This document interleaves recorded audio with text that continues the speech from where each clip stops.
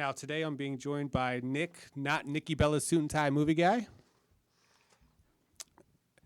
And today we're going to be working with, obviously, one of the movies. If you didn't see last week's episode of Suit and Tie Movie Guy, Scream was actually in his top 10. So, and we wanted to collaborate that and actually talk about that movie today because it is a horror movie and it does go into the horrified genre. And we wanted to put something together on the page and have you guys see our contributions to it and see what we had to say about it. Yeah, it's actually my number 3. I was a huge fan growing up of Scream. I still am. I just watched it a few days ago, even before you told me that we were going to do this. Yeah, I don't know if you remember the first time you ever watched it. Absolutely, absolutely. But my dad actually, a second-generation independent scene professional wrestler, and my dad was trained by Mad Dog Buzz Sawyer's brother, Brett Sawyer, and I was at their house, and his son happened to be watching Scream on pay-per-view, and the end of the movie was on, so I had the unfortunate issue of seeing the end of the movie and then seeing the rest of the movie right after that. So I was spoiled as to the killer situation and basically everything in the movie. But ever since then, I've been absolutely in love with the movie. In 4th grade, I was planning on doing a sequel with some of my friends. We got hamburger meat, fake blood. I had a retractable knife. This is probably like the 7th or 8th mask I've had. My grandma made me the Ghostface costume, and if I may, wrong pocket, if I may. Check the other pocket. This is probably the 3rd one of these that I have owned. Now, what's that? This is the voice changer. Obviously, it's pretty well known that the Ghostface voice was voiced by Roger Jackson, not an actual voice changer, but Roger Jackson, also Mojo Jojo from the Powerpuff Girls. I don't know if you guys know that. You would know that. Stop it. But Hello. What's the matter, Tony? You look like you've seen a ghost. That sounds really good. It's blue. I was expecting like the black one that they had in the movie, but Well, the first couple that I had, I lost them. One broke, but they were white. And, they were white. Yeah, and this is the first one that was blue, but it actually works really well for phone calls. It was initially made for when you had landlines, and if you guys see this, there's a styrofoam ring around it, which would keep the voice that is coming out concealed over the phone, but it doesn't work really well with cell phones. I've played around with it with old phones before, and it was actually really, really good. But with my new phone, it creates kind of a static buzz, and sometimes you hear your own voice in it. But all in all, it's really fun. I mean, my friends and I have no lives, so we would quote some of the stuff from the various movies and kind of listen to it played back. But that was my earliest memory of Scream. What about you? Well, actually, speaking of the speaker box, this is before they have the apps. There was no apps back in 1996. I promise you. I didn't even have a cell phone until 2002. So apps and voice changes, pretty much, I don't know. But anyway, I was about 11 years old when this first came out, and they were really. My parents were they didn't want me to see this movie, but I snuck into it with friends and everything, and their older cousin or their older brother, and it really scared the living daylights out of me because I had no idea what to expect. Now with the slashers and killers, like I grew up with Freddy and Halloween and Jason, so I was okay conditioned for that. But what Scream brought to the table when I was 11 years old. Different.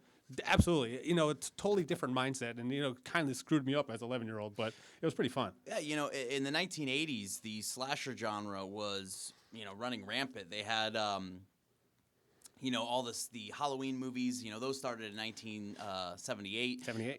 But the sequels were running through the 80s. You had Nightmare on Elm Street, obviously another Wes Craven directed film. You had the Friday the 13th, which I believe the first one was in 1980. Yes. And a lot of the sequels went through the 1980s, but by the mid-90s, the slasher genre was not doing well. No, it was pretty much gone. Yeah, it wasn't doing well at all, and Scream managed to completely bring back the slasher flick. Yeah, now, like I said, it really did scare me. Like the different concepts they were introducing into this, like people didn't think of this stuff. Like, we were just happy to have our own landlines, and now, made people scared to have landlines now because you didn't know what they expect. There was no caller ID. You didn't know who was coming. You didn't know who was calling. So it really, put a little thought into what was going on. Yeah, and when this movie came out, these days we have Saw, we have Neighbors, we have Hostel, and all these extremely graphic movies that are just gore based. And this movie, that opening scene was terrifying. It was. We've gotten kind of desensitized with some of the movies that have come out over the last 10 years or so, but at the time it was truly terrifying to see, wow, this girl has no option. She has no ability to get out of the situation. You can say all you want that she could have called the cops, but in this particular area that she was in, it's a small town, and if you don't live in the city, you don't realize how long response times can be for police officers. Absolutely.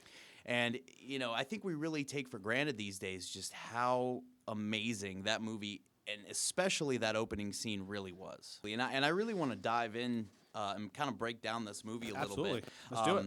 Obviously, it was directed by Wes Craven. It was written by Kevin Williamson, and you actually know a little bit of the backstory on how Kevin Williamson came up with the screenplay in the beginning, right? Well, yeah, absolutely. Actually, here in Florida, the Gainesville, was it Killer? It was Slasher? a Gainesville Ripper, I believe. Ripper. Back in 1990, actually, college students were actually killed in vicious and violent ways, and that was actually the motivation for his screenplay. And it got introduced. I don't remember who came across it, though, who found the actual screenplay to actually get into it. Well, was it the Weinsteins? I'm not sure, but I do know that his first choice to direct was Wes Craven. And Wes Craven, had some bad luck with some movies. I believe Vampire in Brooklyn was one of them, and he just wasn't doing a whole lot of horror, and he kind of wanted to get away from that. That was all about Eddie Murphy, right? Yeah. I mean, now it's kind of like a cult classic. Yeah, but Wes Craven was his first choice to direct the movie, and when he first got the screenplay, Wes Craven didn't want to do it.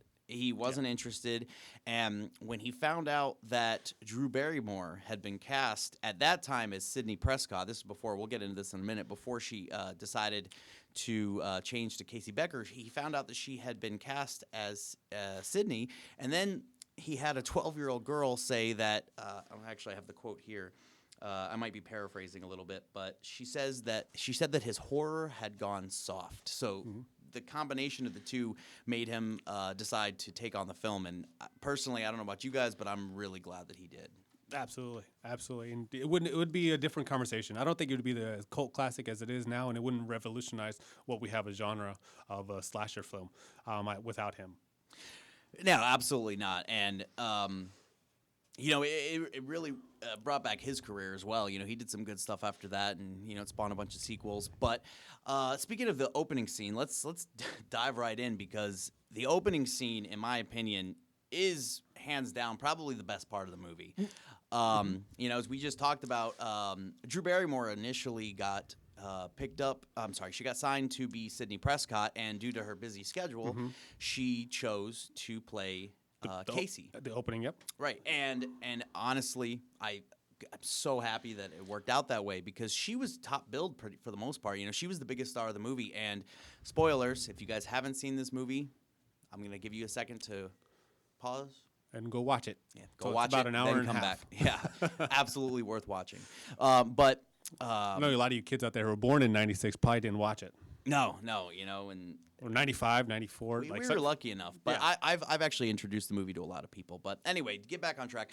So she switched to Casey Becker, and she, at the time, was arguably the biggest star of the movie. And to have her killed in the first 12 minutes of the movie was something that I don't think anyone expected. No, absolutely not. We expected her to survive and actually be throughout the movie, and we did not expect her to get stabbed in the chest.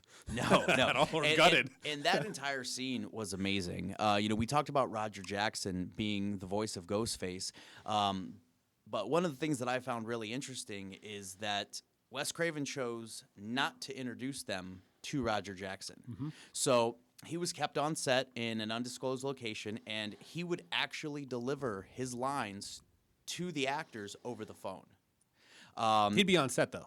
Right. He was on set. You couldn't see him at all. Yeah, it was undisclosed. They wouldn't tell him where he was. They didn't meet him until after filming, and I think that was a great choice, because it really put the actors in a situation where it was a lot easier, I think, for them to act because they'd Well, never. it takes the real, it keeps the realism in it because actually you get those fears. Because, like I said, nothing was ever done like this before. So they were actually able to attach to it a little bit more and give a natural performance with their acting. So if they met the person, it would take a little bit away from it, but he wanted to keep it as natural as possible. And like I said, nothing ever has been done like this before. So, I'm glad they made that move. Yeah, I agree. And poor Drew Barrymore. She got dragged, too. Yeah. They really beat her up emotionally and physically. But actually, I was reading something the other day where one of the things that Wes Craven would do to help get her into character would, she's a huge animal lover, so he would tell her real life stories of animal abuse, and that would get her to start crying. Oh, yeah. And then afterwards, he would comfort her. But I think between that and Roger Jackson delivering the lines over the phone, I think that really helped Drew get into that character and give us the phenomenal performance. I mean, she was absolutely amazing. Definitely worked. Definitely worked for me anyway. And right out of the gate, with this movie, you immediately see the actors or the characters talking about other movies, bringing up Nightmare on Elm Street and Halloween and, what's your favorite scary movie? I think he said Prom Night in the movie. Yeah, that was a little later. Yeah, I remember. There's a lot of movies dropped, but right off. Carrie. The Pig's Blood. They named a lot of different movies that actually inspired them throughout the movie, like their motivations. But I love the dropping of all the individual movies that actually went into making this movie. Like they took some notes from everybody. Yeah, definitely. And one of the things that really, I wouldn't say upset me, but really bummed me out is when I first saw this movie. I had it on VHS, and I was way too young to have it, but it is what it is. And I will credit this movie, and this is going to sound really bad, but I will credit this movie with giving me not only my love for movies, but a lot of my personality. My movie knowledge and my love for movies is a lot like Randy and Jamie Kennedy's character. Love him. But being a kid, Everyone's a suspect. everyone is a suspect. But being a kid watching Matthew Lillard as Stu, my personality was very much like his. Not the psycho slasher killer. I mean, still ready to tell. But yeah, hopefully not. I wouldn't do well in prison. But between the two of them, that was a huge part of my personality, and it still reflects on that today. I still have people comment and saying, you kind of like this guy here. But I mean, I love Stu. Stu was a great character in the movie. I love Matthew Lillard. I'm a huge Matthew Lillard fan. Oh, I was until he did 13 Ghosts, and that kind of threw me off. But beside the point. I didn't hate 13 Ghosts. I didn't hate it. It wasn't amazing, but you had Tony Shalhoub. But we are getting sidetracked. So, but that opening scene, I remember as a kid having it on VHS, and since then watching it on DVD and on not TV, but if it's on HBO or whatever, seeing it, there's a lot of stuff that's cut out, and we'll get into slight changes. A little more into that, as we progress through the movie. But one of the changes was, I remember her boyfriend Steve in the VHS version, when he gets cut open, his guts come rolling down his leg, and the shot of her hanging from the tree was much faster in the newer versions than that. And I did a little research and I looked into it, and what happened was when Wes Craven submitted the movie, and I believe it was around 9 times he had to resubmit it. The MPAA. Yeah, they were trying to give him a NC-17 rating, and that drastically would affect the box office. So he was forced to make some changes, and with the Drew Barrymore scene in particular, he cut every other frame so it would get to her body hanging from the tree faster. And which I don't know how that would really change the rating, because you're still seeing the same scene, even though it's quicker, but you're still seeing everything. So I don't know how that even affected it. Well, he tried over and over to get it down 9 to times. an R. Yeah, and I believe the was it Weinstein? I think it was Harvey, I guess. He ended up stepping in and talking to the studio, and he got it changed. And when Wes Craven asked what he did, he told the MPAA to view it as a comedy. Satirical, yeah. And that drastically changed their outlook on it, so they gave it the R. Yep. But speaking of Drew hanging from the tree, sorry, Drew. Let's switch that over. Speaking of her hanging from the tree, they actually, a lot of people thought that they used her own body. No, yep. But they actually used a body double on it, and if you pause it just right, you can tell. But it was so beautifully done. There were a lot of shots in that movie in that scene that I thought were brilliant. One of them, in particular, being the knife. Right as it's about to close down on her, she pulls the mask off to see who it is, and the camera pans up to the knife, Yep. and it just sits there as if the killer is saying, "Yeah, look at me," and then bam. But what if she didn't recognize him? What kind of, like, would that really have done anything? Well, I mean, finding out who it was, Who I'm pretty are sure you? she recognized him. But even if she didn't, just the killer saying, "Hey, get a good look at my face." Last thing you'll ever see. But yeah, that opening scene was amazing. And you know who does not get a lot of credit for that scene, and I think should, is the mother, the actress who played the mother. She. That wail that she did when she Oh was man, baby. yeah, Is that you, babe? just everything with her. tone. The sheer terror in her eyes, not knowing where her daughter is, Yeah. and the people these days are so, like I said, desensitized to this kind of stuff that you don't stop and put yourself into the position of, if you were the parent of this child, not knowing what's going on, walking into your house like that, and then finding your daughter gutted and hung from a tree. It's absolutely terrifying. That's horrible. I mean- I couldn't even imagine that thing. But like I said, back then, we didn't have that. We were not. We were very sensitive to it. Yeah. Like, we all freaked out. The whole audience. It was crazy in the theaters. And another thing, excuse me, another thing is, I don't remember where I was going with this. Honestly, It goes places. this is live podcast. Another thing with this scene was the actor that played her boyfriend, and I Yep. don't want to skip too far ahead, but We're only on one scene. I know, but But it's 12-minute scene. The actor. I meant to talk about this earlier, but I forgot. The actor who played Stephen Orth, his name is Kevin Patrick. He was actually up for Firsty. Yeah, he was up for the role of Billy Loomis. It was between Yeah. him and Skeet Ulrich, and he did not get the part. It went to Skeet, which, I mean, obviously Did anyone Skeet who's have a fan of the little, movie- power, like star power in that? Do you think he got a little phone call ahead I from don't Johnny think Depp? so. I mean, No? he didn't do too much at that point, I think. I know he was in The Craft that year, but I wouldn't say so. I just think he obviously was the he was perfect also choice for Billy Nightmare Loomis. on Elm Street. He was in the first Nightmare on Elm Street. Johnny Depp Yep, was, so yep. he kind of got that recognition with Wes.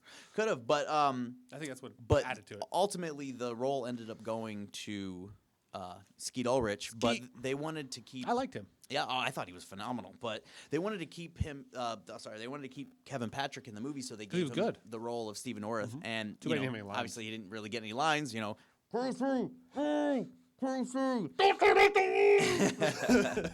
But all in all, I think that scene really sets the tone for the movie. It really gets the audience into that, oh my God, this is terrifying, what's going on? And right off the bat shows that even though there are rules, which we will get to, even though there's rules, it's not going to be something that you're expecting. It's going to be something outside the box. Obviously, killing the biggest star of the movie right off the bat was the first shocker in a long list of shockers in this movie. Like I said, something back then it wasn't even dreamt of doing something like this. So they created a whole new chemistry to the entire genre, and they did it. They hit it up right from the gate, and been shocking us the entire movie.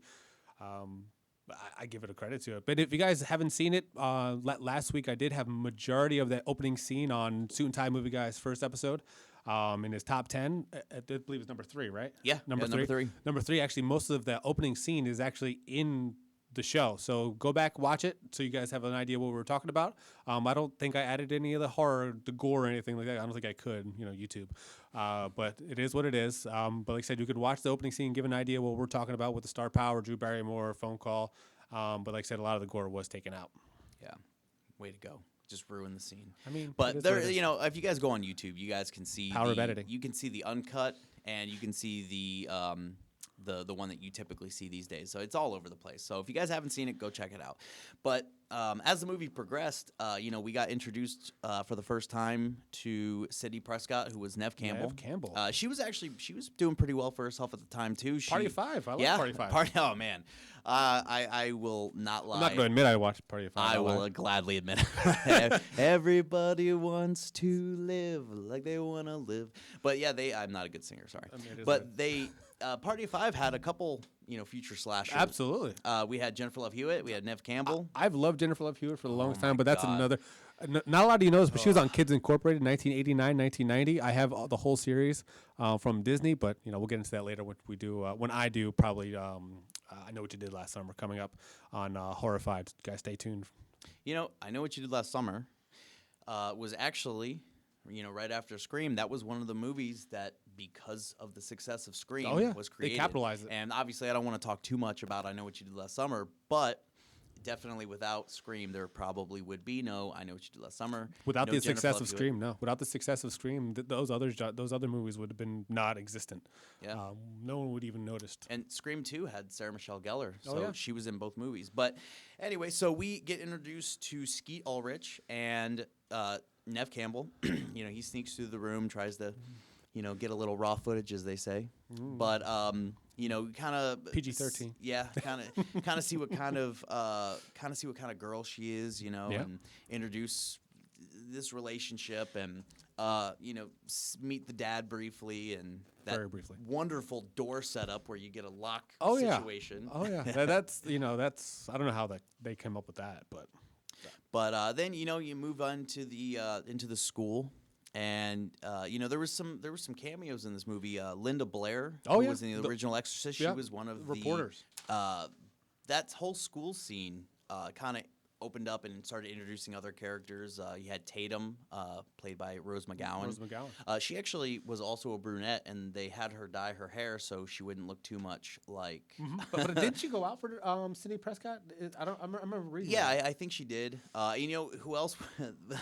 Kevin Williamson actually wanted Molly Ringwald from 16 Candles. I couldn't see that. No, I no. couldn't see that. I like. She's a teeny bopper. Everyone loved her Yeah, in the 80s. she actually didn't want to do it because she was sick of playing teenagers and she was 27. I mean, but how old was Neve Campbell when she did this movie? I think she would have probably been around 20, 21. Yeah, in okay. that area. I mean, they were all adults. I think that was a comedy and scary movie. What are they going to cast middle 20-year-old to play college kids? Yeah, it seems High school like kids. to be kind of the status quo with a lot of the Oh, horror Hollywood. genre. Oh, yeah. Mid-20s. I think Skeet Ulrich was actually around 30.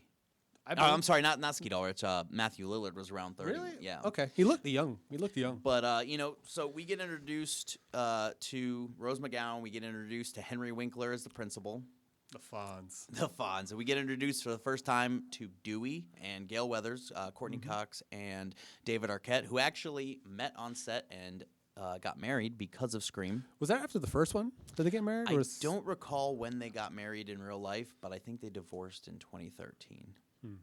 Guys, please get back together. But Courtney Cox really wanted to play the, I'm going to quote her, bitch character, and she really wanted to get out of that Friends, Monica Geller, kind of friendly, boppy, character. And actually, the Weinsteins didn't believe that she could do it. Like, they had other people in mind for that role because they didn't think that she could pull that off, and she people was would not. awesome. Oh, absolutely. I She think was great. Absolutely, and she set the record straight for that. But we see a little glimpse of Sydney's past with her mother being murdered almost a year prior. We get introduced to the rest of the characters. We get introduced to Matthew Lillard, who plays Stu, and Who's dating Rose McGowan in the movie? everyone seemed to date everyone except for poor Jamie Kennedy. I mean, because he wanted, the main girl. He's the geek that didn't get the main girl. Yeah. He was one of my favorites in the movie. I ended up becoming a huge movie buff like him. Maybe not quite as much, but I am doing a YouTube show about movies. So, but Are you? yeah, you know anybody that might watch it? But this scene I thought was really good because it really introduced the characters. It introduced, Stu's playful nature. It introduced Randy's goofiness. Did you really put her liver in a mailbox? And Leave her alone. yeah, it was a joke. But there was a lot of kind of subtle hints right off the bat as to the killer. Stu says, I didn't kill anybody. And Billy says, nobody said you did. Yep. So, stuff like that, looking back after the fact, it's like, well, did they do that on purpose? Was that kind of foreshadowing? But, little things they want to throw in there. yeah, they referenced Basic Instinct and the ice pick. And, they had Tatum talking about how Stu was with her last night.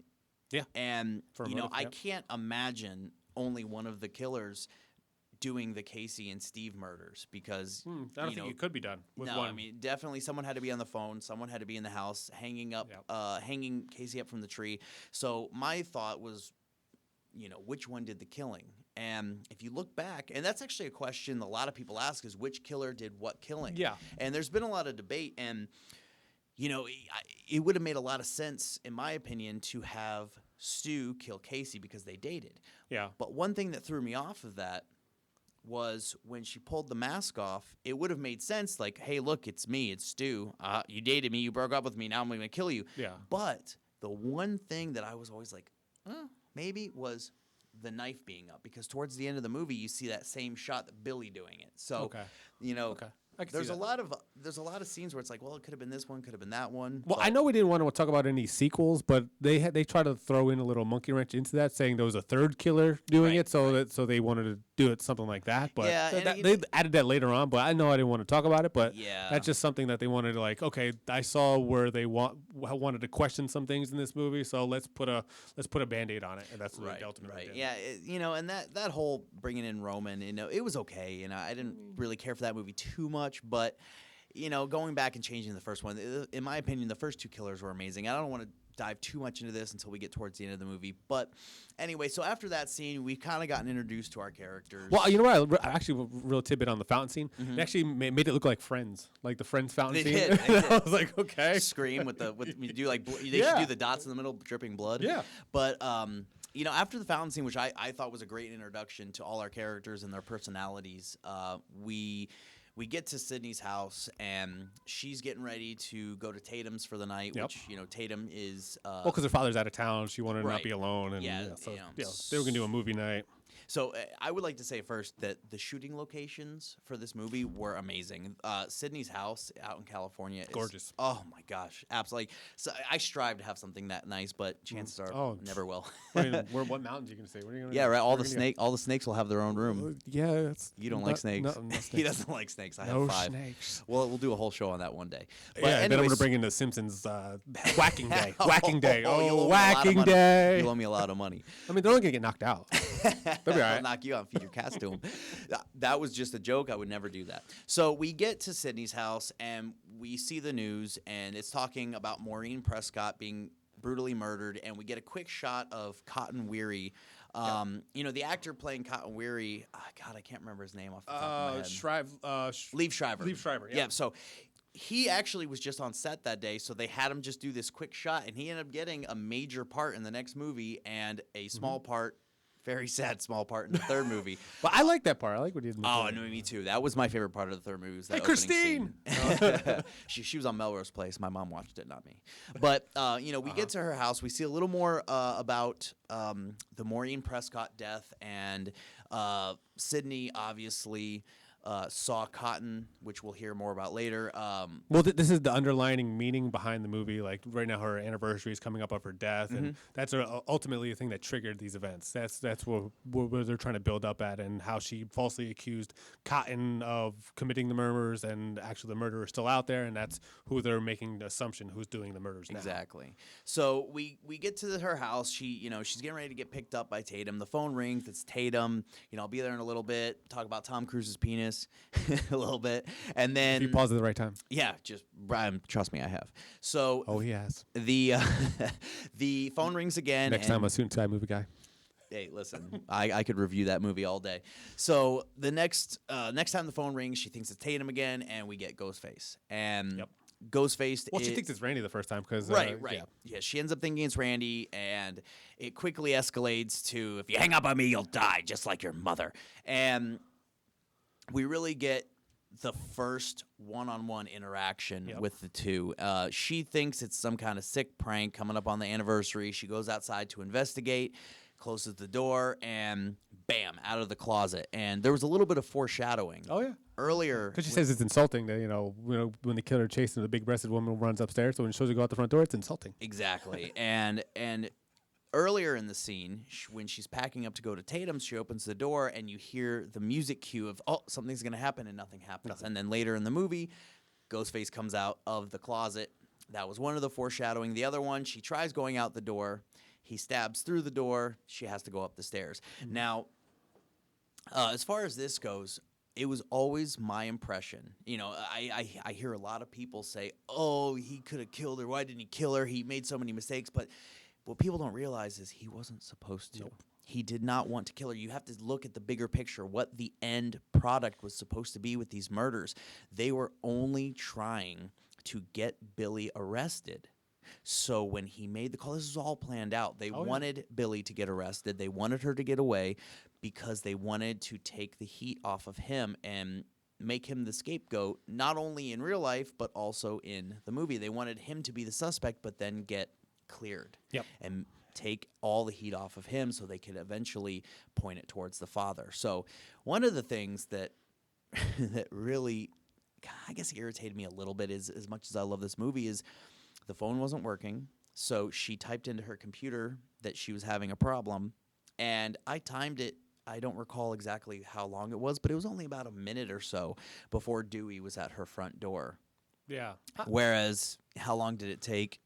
How long would it have taken to get the police out to Casey's house? Well, Now, Casey Becker, she was out in the middle of the right, farmlands. she was out in the middle of the farmlands. But at the same time, in my opinion, it was a little bit too quick No, for I him agree. to already. I just think that he got there a little bit too quick. But we got that really nice jump comedy scare where. Oh yeah, with the holding the mask. Yeah. Oh my god. Ah! Oh, they both yeah. scare. So this is where we see Billy get arrested, and But no, let's go back to that dial-up. You know how long it takes dial-up to get a response to Yeah. that noise? I know you kids don't know that noise. They will never know the struggle of that. Man. Oh man! But I don't see how she got a signal that fast to 911. And how they got there that fast. No. But so we see Billy get arrested. We see the sheriff, who was actually also a sheriff in the original Nightmare on Elm Street, which was a nice little Easter egg there. There But it he is, comes up with the Scream mask and says, this is what they used. This is what he was wearing. We saw out of Billy's jacket falls the cell phone. And again, kids, you won't know the struggle of not having a cell phone on you at all times. But at that time, not everyone had a cell phone. So we see Billy get arrested. And, I actually want to pause real quick and talk about the costume. Okay. Because it was kind of a coincidence. They always wanted the costume to be Ghostface after the painting. Which, if you guys look up what was the Scream? Scream the painting. Scream painting. Oh yeah. Which, It's the face he's going like this. And Yeah. it's literally the long face. coincidentally, the movie got named Scream, and that was the Scream painting. And it's astonishing how much the costume looks like the painting. Yeah. But I'm going to actually go down and grab this real quick. But actually, the Scream painting, well, it wasn't originally named Scream. The movie wasn't named Right. Scream. So Scary movie, actually. scary movie, yeah. Yeah, and then ultimately they said the motivation behind the name of Scream actually came from the Michael Jackson hit Scream. Right. And then I don't know how the mask got oriented into it and how they found that, but how did... So with this mask, it was actually just lucky. They had a staff member of the movie that was out scouting locations and houses, and they found this mask, and they had to.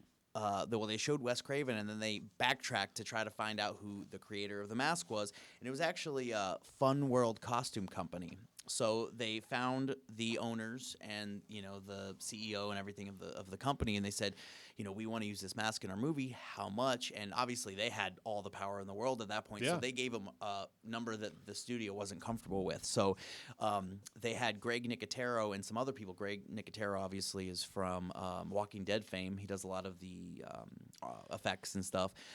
They had him basically recreate the costume with just enough changes that it wouldn't be Violation, yep. right. So when they did that, they came back to Fun World and said, look, we can do this or we can come to an agreement. and they were able to come to an agreement that worked for both sides. Obviously, Fun World profited immensely from this. Absolutely. How many costumes have you owned? Oh my gosh! I mean, That's what I'm saying. I have 2 masks in my Jurassic Park Jaws room, just in the room. I mean, I've had probably 10 masks over the years. That's what I'm saying. Like just the marketability that this attention that's going to bring to their product, which I've never seen before prior to the movie. So it just put them in more stores, and they were just able to probably make that money that they requested originally and some. So here we see Billy get arrested, and we come to the police station, and they start interrogating him, and his father's sitting there, and they're saying check the phone records, check this, check that. His dad finds out that he went out to Sydney's the night before, and it's doing a couple things from a storyline standpoint. It's giving us a suspect that can be cleared, so it throws us off suspecting that he's the killer. It's making it so obvious that he's the killer. It's the red herring. Exactly, the red herring. And I thought it was a blue tilapia. Sure, we'll go with that. So it gives us this Tilapia. person that's so You just obviously. wanted to say tilapia. I did. I like tilapia. It's a bottom feeder, but just like you. So we get. So we get this scapegoat. We get this red herring. Sorry, red herring, not scapegoat. I don't know why I keep saying that. So we get this red herring, and it's so obvious that he's the killer, that he can't possibly be the killer. Yeah. And this is when we really, really meet Gale Weathers. She sneaks behind the building with her cameraman that she's constantly insulting. We really see how mean she is compared to her Monica Geller character. Oh yeah. And we find out that she wrote a book about the murders of her mother. The Woodsboro. Yep. And Sydney obviously didn't like it and punches her in the face. That was one of my favorite scenes. Bam! Bitch Yep. went down. Bam! Sid, super bitch. Yeah. So after that, we get the introduction, more of an introduction to Courtney Cox's character, and we're back at Tatum's house. Yep. For a sleepover and right. whatnot. And this is a huge pivotal moment of the movie, because while Billy's in jail, we get the phone call. We get the phone call from the killer, which is showing that while Billy is in jail, someone is calling, so it can't be him. And then he drops the line about, it looks like you fingered the wrong man again. Yep. So now you're calling into question, was Cotton Weary still the murderer? Yep. And basically leading the suspect list away from Billy, both in storyline purposes and in real life. And we find out the next day that he's been released because his phone bill was clean. Yep. And Sydney goes to school. I don't know why. I personally wouldn't have. No, we I find wouldn't. out that they Traumatized. they can't find her dad, so they're looking for him. So we get to the school, and They bump into each other. yes, they bump into each other, and he's got the fingerprint, all of the fingerprint ink all over his hands. And I promise you, this is a true story. Up until maybe a few years ago, I always was like, why are his hands so dirty? I did not put 2 and 2 together that it was the ink. But we see a lot of kids running around the school in Ghostface masks, and that leads us into Henry Winkler's office, where he proceeds to do things that would get him fired 30 times over. Oh yeah. But it kind of introduces us to the caring principal who's not afraid to threaten students with scissors. Nope. Although I do agree with what he was saying. Yeah, he expelled those 2 kids. He expelled those 2 and kids. he in the should suit. have, because two students get killed and one They wanna make a almost joke gets out of it. killed. So Sydney makes her way to the bathroom where. Oh wait, we missed the Wes Craven. Wes Craven came No, out right that there. comes up later. Trust me. So we come up to the bathroom, and Sydney hears a couple, bubbly cheerleader, ditzy acting girls, saying, "Oh, I bet she made the whole thing up." Then we get the attack from Ghostface in the bathroom, and there's been a lot of debate over the years. Was this really Ghostface? Was this Billy? Was this Stu? Who was it? I don't see how it could have been Billy, honestly, unless he slipped in real quick. But there's been a lot of debate on who it was, and that scene. That one was a question, because I would have waited until that person came out of the bathroom. Yeah, and there was actually a scene that was deleted where Sydney runs crying into the Fonz's office, and that's actually the reason why he dismisses school, and with that in the curfew, but they ended up cutting it out. So because of the attack, we get the curfew, we get Stu's brilliant idea of let's throw a party, and Strength in numbers, right? Strength in numbers. yeah, we look at this and we say, whose kids, like what parents would let their kids out when there's a serial killer going around? But at the same time, I mean, yes, this is a smaller town, so there is some legitimate, like, what are you doing, like, beef with that. But at the same time, I mean, people are murdered all the time, and we were still allowed out. So I mean, I guess you could stretch, your imagination a little bit to believe that. But being a small town, all these murders, that's like, it's not like Camden or Newark where there's like hundreds of thousands, but this is Woodsboro. Right. Yeah, so you really got to question, why are the parents? There was one murder a year prior, but I don't think they had a murder after that. Yeah, no, but it's like, why would you let your kids out to go to this party when there's a serial killer? No, absolutely. But a lot so of things in we get the question. setup for the the climax party scene, which is a fairly long part of the movie, but in between we get a couple more shots of the killer following them around in broad daylight. In broad daylight, in the ghost costume, In the grocery store. in the grocery store, outside Sydney's house. We get a little bit more. We get a little more discussion on her mom, and Tatum brings up the rumors of her mom being with other men, not just Cotton. And Sydney says, I know that it was Cotton Weary. I know that it was him. I saw him. We get some dialogue between her and Gail Weathers. And then we... Well, it made her question it because you saw somebody leave in his jacket. Exactly. And it really starts putting doubt, I think, in her mind. Even Gail says, you just don't know anymore. So we're setting up for the party scene. We're seeing a lot of dialogue about the mom between Tatum and Sydney. And then we get the confirmation that the phone calls to Casey and Steve were made by Neil Prescott, who is Sydney's father. Yep. So the sheriff basically says that Neil Prescott made the phone calls. They're going to keep the curfew in effect. They're going to put roadblocks up. And if they haven't picked him up by morning, they're going to do a house-to-house search. So now this is where you have a new suspect in Sydney's father. So they're trying to keep the suspect list, as Well, they didn't really have any other suspects. Now they ruled out Billy. Right. And one thing that you'll see throughout the movie is a lot of the characters are wearing black boots. Oh, yeah. And the reason for that is the killer in the bathroom scene is wearing black boots. So you see the sheriff wearing black boots. You see a lot of people wearing black boots. So now they're really trying to put the heat on Neil Prescott. And around this time, might have been a little bit before, but this is where we see Henry Winkler's death. And it's a shame. yeah, down with the Fonz. Hey. So one of the reasons for his death was from the time Sydney was attacked up until the house scene at the end, you don't really see any deaths. So they needed to throw something else in there. And there's actually quite a few Easter eggs in that scene, one of which being when Henry Winkler opens up the closet door and scares himself in the mirror, his Happy Days Fonzie jacket is hanging there. I've never seen that.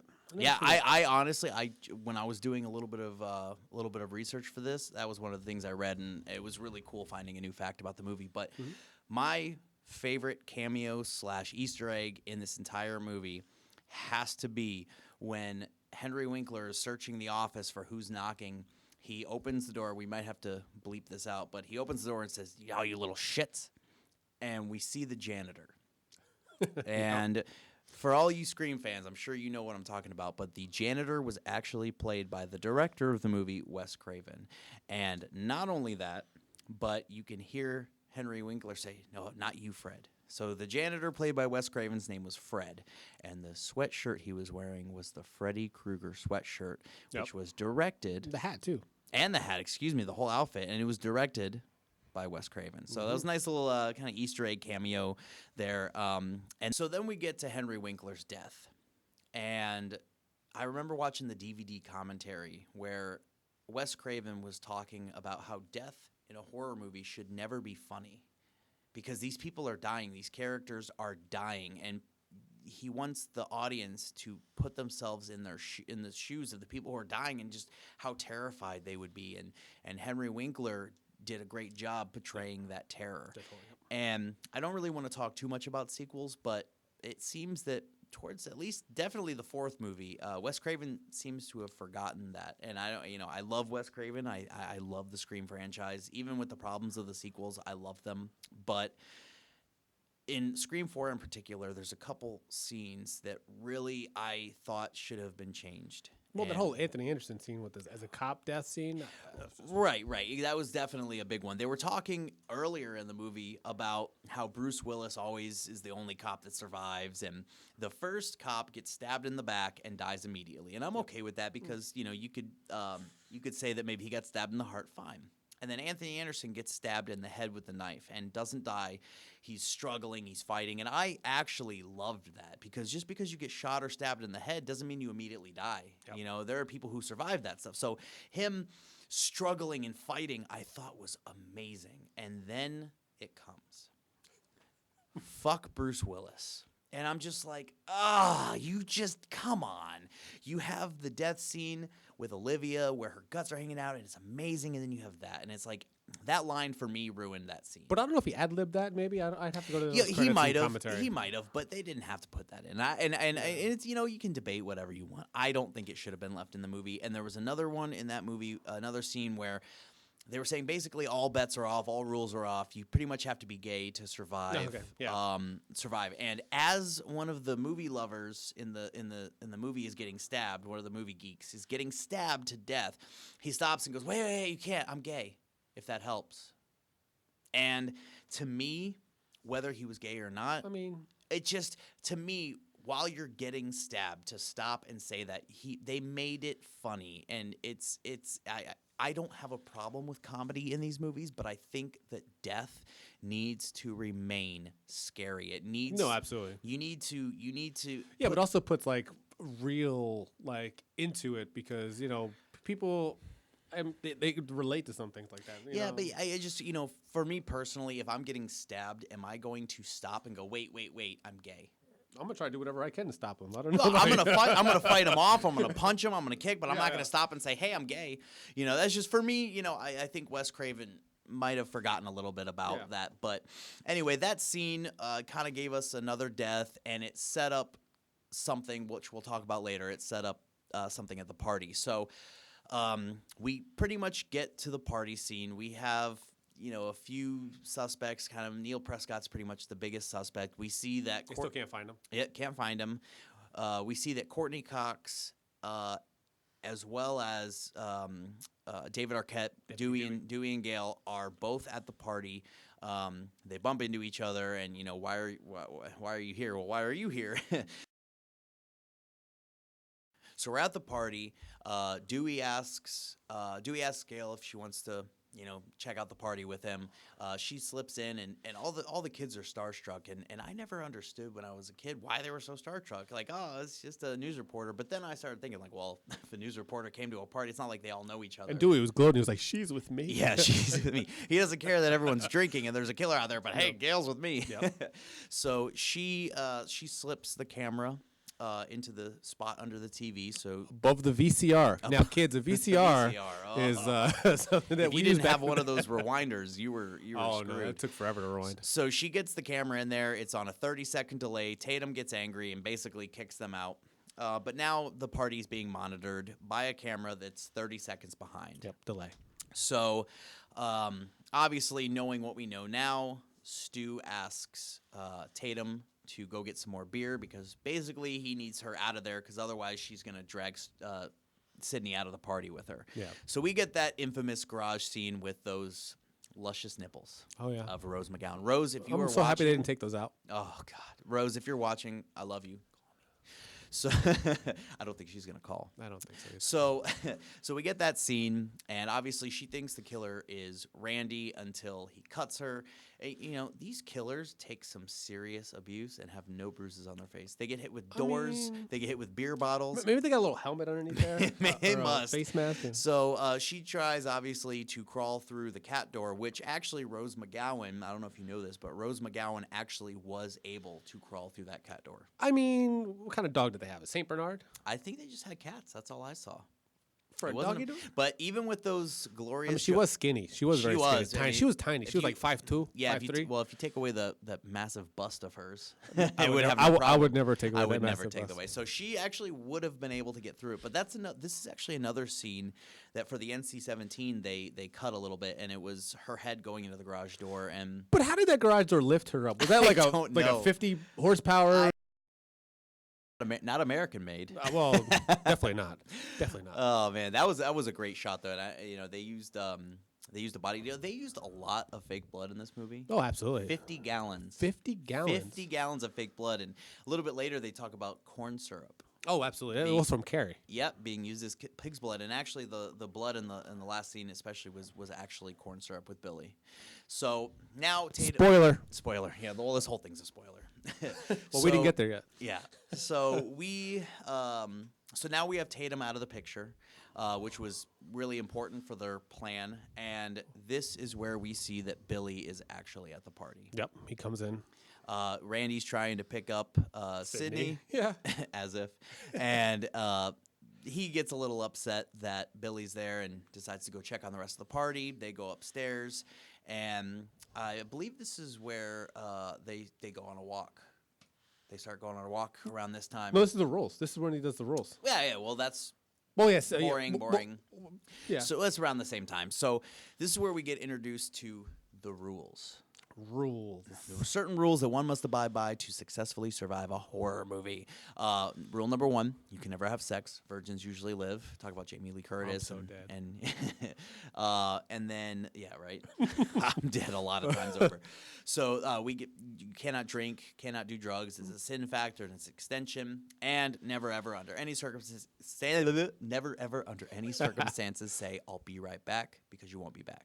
Cue Stu saying I'll be right back. Well, and after, right before he introduces the rules, he's macking on some girl. Like, he knows his girlfriend's already dead. Yeah, he knows. Like, he's got his arm around, licking her face and whatnot. Like, Yep, like, so- I don't know if he did it himself or, well, he had to have done it himself. Yeah. Oh, no, Billy just got to the party yeah, after the Billy, party. yeah, So, Billy okay. probably did, Yeah, and yeah, then yeah. Stu let him in, and he swung around the Oh, house. yeah. So that was, another aspect, or I'm sorry, another part where people are like, who did what? Yeah, that's the only way that would have happened. That's the only Chances way that are would work. it was Billy. So Billy I just thought it was funny that it was macking on that girl, like like Randy didn't question, like, your girlfriend's. Where's your Yeah. girlfriend? well, high schoolers are scumbags. Come on. True. High school guys. So he separates himself from the party, and after the fact, watching the movie, you really see how long he was gone, and it's kind of like, wow, obvious. So we kind of cut between the rules and Courtney Cox, and they decide to go on a walk. We said they something on the radio said they spotted like a car or Yeah. something out in the middle of the road or something like that. Right. So they go on the walk. We come back to the party. Now, Well, this is where they cast the red herring on David Arquette's character, because he was like, "You want to go for a walk?" And with Right. the flashlight and whatnot. And I was like, "Okay, right, exactly. let's But go." Who would ever believe that Dewey was the killer? You got Courtney Cox and David Arquette. They're taking a walk, but they really needed to get the kids out of the party to be able to follow through with their plan. Enter the death of Henry Winkler.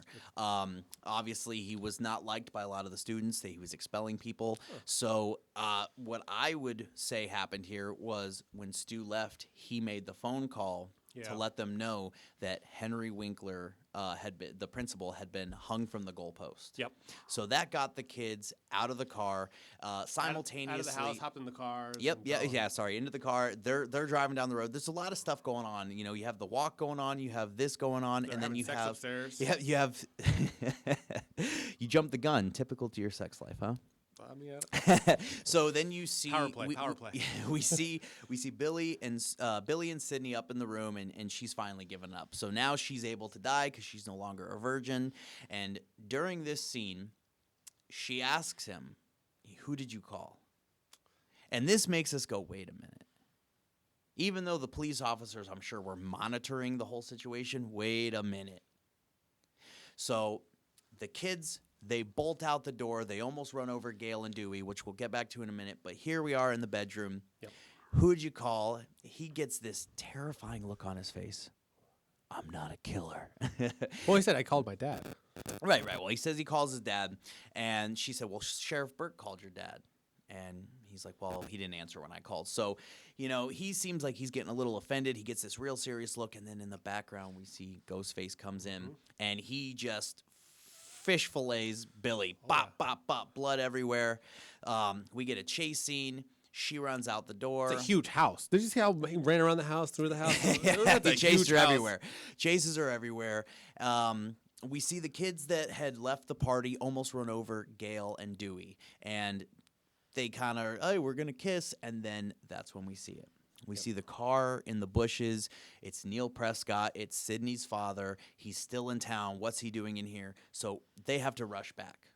They got to rush back, and they got to phone it in. Well, also during the time while they're looking at the car, Sydney... Cameraman. Sydney escapes through the off the roof, falls onto the boat, runs around the house. Sees Tatum. Yep.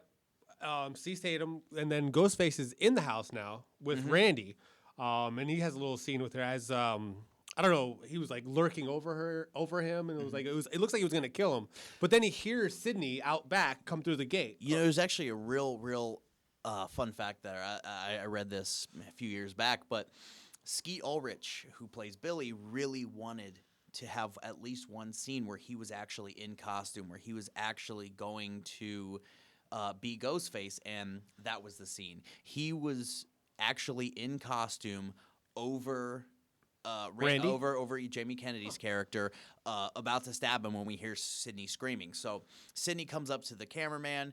The cameraman's, I have a camera in the house, and then he's going to help Randy, but then, oh man, we're on a delay. Yep. Well, he was looking for the phone too. He was looking for the phone, and he was going to call the cops. And it was like they looked at the camera, what's going on? And then he sees Ghostface with Randy, and then turns around, and there's an open hallway, open door, wide open. He said, 30-second delay. Turns back around and.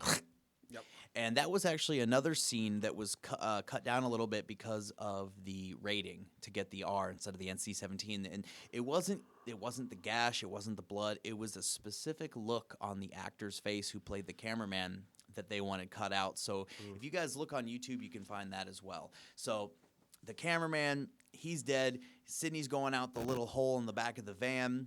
Ghostface is chasing her, misses her. You can see he's frustrated. And then shortly after that, this is when Gail and Dewey get back. So Gail and Dewey get back to the house, and Dewey tells Gail, "Hey, you need to phone this in." And do you remember the size of that phone? Oh my God, it was huge. It was like Zach Morris' phone. It was like it's like a foot long. The evolution of phones over the last 20 years is insane. Back then, you have this brick that couldn't do anything, and now. Yeah. And now we have computers, cameras, video cameras, everything in this little phone. So Dewey runs into the house. He's looking, trying to find Neil Prescott because he thinks he's there. He's the killer. Gail finds the cell phone, and she ends up getting not attacked, but she gets startled by Randy, beats him down with the phone, and then hops in the van. Tries to get it going. And she turns on the windshield wipers and sees that there's something all over the windshield. She's like, what is this? So she turns on the wipers and boop, boop, boop, and we see that it's blood. So she freaks out.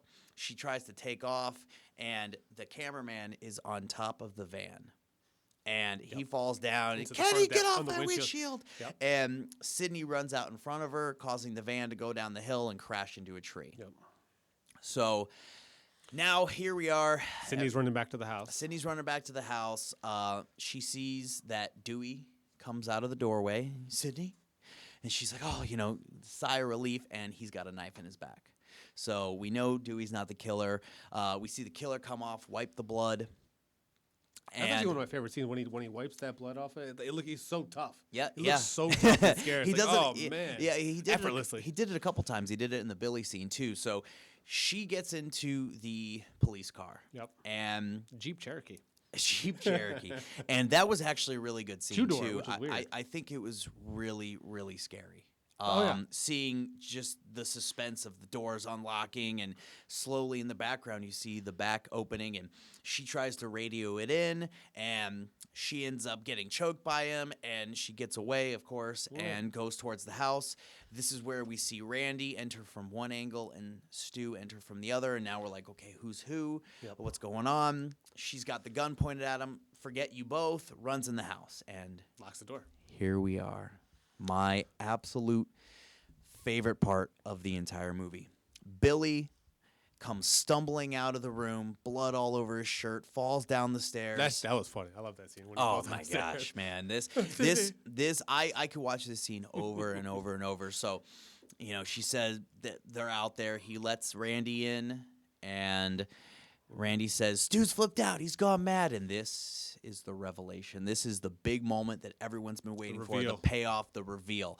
So he goes, "We all go a little mad sometimes," which was actually an homage to Psycho. Which he obviously says, Anthony Perkins' Psycho. Yep. So this is where she realizes that her boyfriend is, in fact, the killer. Yep. They did everything they could to make him look like the killer, make it so obvious that he actually wasn't, and then he ends up being the killer. So she turns to run away and bumps into Stu, and this is where everyone goes, he lifts up the voice changer and goes, "Surprise, Sydney." Oh yeah.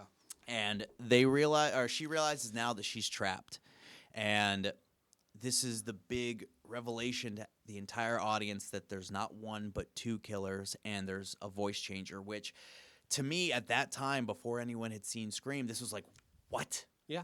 Oh my God. Never before been like, done. It hadn't been done. And again, like we've seen it so many times now. It's just like, oh, it's just a voice changer. Oh, it's two killers, all this. But at that time, it was like, wow. Yeah. Wow.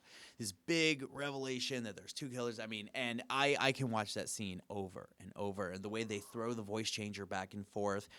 She asks why. Why'd you kill my mother? And, there was a real good bit of acting by Skeet Ulrich here. And even Matthew Lillard as well, because he, they start talking about the movies and how it's, you don't need a motive these days, but you can see the look of shock on Matthew Lillard's face when Billy starts talking about his father and her mother sleeping together. And No, he had a motive. oh, he absolutely had a motive. And Stu was just kind of psychotic follower. You know, Billy was the leader. Roman as well. But as far as this movie goes, at this time, Billy was the leader. Stu just got blackmailed into not blackmailed. I'm sorry. Stu got talked into it. Yeah. So they bring out the father, and they explain the whole plan. Try to frame him up. Yep, they clone his cellular. He's the chief suspect. It's the anniversary of his wife's death. He went crazy, killed a bunch of kids, and then killed her and shot himself in the head. And they needed something to make it look like they had been attacked too. So this is where we come to One of my favorite scenes. One of my favorite scenes as well, the the stabbing scene. So Stu gets stabbed. Stu stabs Billy. Billy freaks out because Stu stabbed him too deep and just goes fish fillet on Stu. Oh, yeah. And this was another scene that they cut out some of the shots on for the R rating, and it was the knife, hitting Stu in a couple angles, and he's just dripping blood. And this is a movie that has quite a bit of improv. Oh yeah, Matthew Lillard is funny as hell. Funny as can be. And you might have to bleep this out too, but when he's bleeding and and Billy throws the phone and it hits him in the head, and he goes, "Oh, you fucking hit me with the phone, dick." Yeah. That was not intentional. He was not supposed to hit him with the phone. The fake blood made the phone slippery, and it ended up hitting him. And that was the line that came out of his mouth when he really got hit with the phone. Wow, it hurt too. Along with the mom and You dad weren't are going to be expecting so it? mad at me. So we see Gail come back in. She's got the gun. She forgets to take the safety off. They knock her out. They realize Sydney's gone. So Sydney starts playing a little game of her own. She's got the voice changer. Where's she at? She's called the police, and Billy starts freaking out, tearing the place apart. Stu's bleeding, pretty much about to die from blood loss. Yep. And when Billy hears noises in the other room, he thinks that she's in the closet. So he opens up the closet door, and it ends up being Halloween on the TV, and it's the same closet scene from Halloween. And, maybe she's not in there. And here's another fun fact. When she bursts out of the closet and stabs him with the umbrella, he had a device that was supposed to be where the umbrella hit, and she missed and actually caught him in the shoulder, which if you watch his face during that scene, So right there, that umbrella was actually hitting his skin, causing a bunch of pain. Stu bursts through the door, tries to attack City, and there's a couple more improvised lines there as they're fighting. And he says, "I always had a thing for you, Sid." And she says, "In your dreams," and dumps the TV. The TV rolls. All improvised. And that was the end of probably one of my favorite movie characters ever, Yeah, I Stu love Mocker. that So the dad, he comes out. Courtney closet. Cox comes out. They're all there. Randy. Randy's okay. There's a couple other jump scares. Billy starts fighting, and she sticks her finger in his wound. And as he goes up, just like the killer at the beginning with the knife, bam, gets shot by Gale. Yep. Didn't forget the safety that time. So everyone's gathered around. The dad's there. Randy's there. Everyone's okay. They're kind of looking at him on the ground. Is he dead? Bam. Right in the head. You know, Tries to they do a little always jump they, scare. they always that last jump scare, but they put the bullet in his head, and that is the end of the killing spree of Billy Loomis and Stu Mocker. So we find out after that Dewey is actually alive, and you know he's obviously in the sequels, but yeah, I mean, it's to this day not only my favorite horror movie, but it is also in my top 3 movies of all time as far as enjoyability and watching. You know, it spawned many sequels. Yep. It brought back the genre. You know, I Know What You Did Last Summer, Urban Legend. You know, brought back more Halloween movies. I mean, look, today we're getting a lot of remakes, whether you like them or not. So as we've said a lot throughout this podcast, you know, Scream really brought back the slasher flick in the horror genre. It spawned multiple sequels. We got I Know What You Did Last Summer. We got Urban Legend. Yep. You know, we're bringing back a lot more of the Freddy, you know, versus Jason. We got, you know, remakes to a lot of the old slasher flicks, whether you like them or not. But Scream single-handedly brought back slasher horror movies. No, absolutely it did. Like in history, where you'll be able to see exactly when it made the turn to the slasher movie coming back, and it was Scream. Scream epitomized the entire genre after '96, because before that, the '90s had nothing. Nothing. No, There I was- mean, there it was was really nothing to nothing talk that about. good. Yeah, and you know, Scream. You know, a lot of people say, "Oh, it's outdated." You know, you look back some of the stuff, but you know, in my opinion, it's still amazing. I have met quite a few people that actually hadn't seen it, and I live vicariously through them because, like I said, I saw the end of the movie first, so I love showing this movie to people. Oh, yeah. I remember Absolutely. about maybe 7 or 8 years ago, I had a Scream viewing party at my house. There was 9 people over, and I believe 5 of them had never seen it. So do you live with yourself? I don't know. So guys, if you have not seen this movie, I really hope you're not watching this right now. It's if on you haven't seen Netflix. it. It's on Netflix It's right on now. Netflix. Guys, go buy it. It's amazing. It really expanded the careers of a lot of people, and it really changed the industry. And I am proud to say that it is my number 3 favorite movie. I watch it often. I watch it all the time still. It's just an amazing movie, and I think that everyone, if you haven't seen it, go watch it. Well, we owe a credit to that movie to even have like any type of horror at all. Like now, we owe a lot to just the Scream. No, absolutely.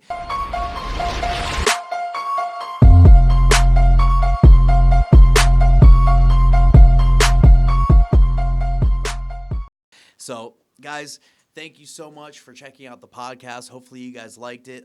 If you guys like what you see, please comment in the section below. Tell us your opinions on Scream or what you want to see in the future. Please feel free to share, like, comment, subscribe, hit the little bell if you want to get notified every time we do a new video. And that's it for us. This is Tony D, Tone Deaf in Florida, and suit and tie movie guy Nikki Bella. It's Nick Bella. Don't forget, I have the Scream mask and voice changer right here. You don't think I can go get a knife? Yeah. I'll be right back. I'll be right back. But you're not supposed to say, but Nick, come back, man. Man, better not get a phone call.